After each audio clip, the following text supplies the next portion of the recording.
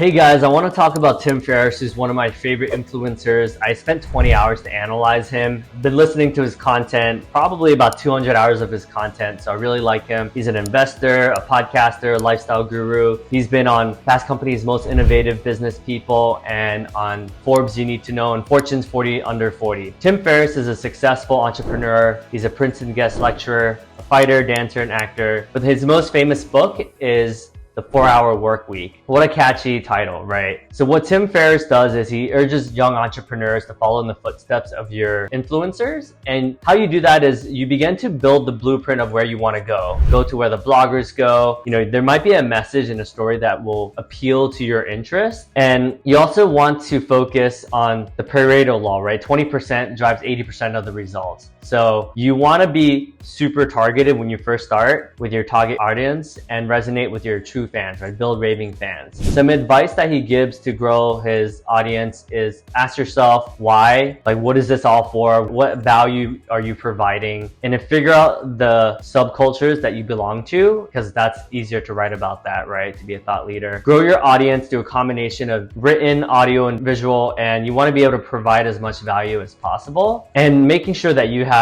grit, right? Instead of trying to reinvent the wheel and pioneer a brand new category, like that's going to be way too competitive, right? So make sure you know what your end game is and figure out what's the ultimate goal of your business. Crowdfunding is smart because it allows you to not take too much of a financial risk, but you want to be careful with too much contrarianism or controversy, right? Sometimes like that's not going to help you out depending on the topic. So use a combination of email lists, websites, podcasts that you're building on your own. Everything else is rented. So, you know, you want to be careful about the one what is your hot take, right? Tim Ferriss also believes that short form content is overrated, right? Like the money really lies within long form content because it's evergreen, it's timeless. And at the beginning, you don't want to be all over the place because you want to be focused and be really good at one thing before you spread yourself too thin and you try to be good at everything, right? So figure out if that's YouTube, if that's podcasting, if that's Facebook, and be careful not to let the algorithm run your soul, right? Because if you really do like what you do, but you're just going for clicks, then you're going to be burnt out. So remember to create an email list, right? That allows you to own your audience, right? In case one of these companies go out, Instagram, Facebook, LinkedIn, etc., right? So lastly, you want to study the art of email until your eyes bleed because it's such a valuable skill, and that's how he was able to make millions and how he started. Like and subscribe and follow and share this content with other people that you think would enjoy this content. And stay blessed, my friends.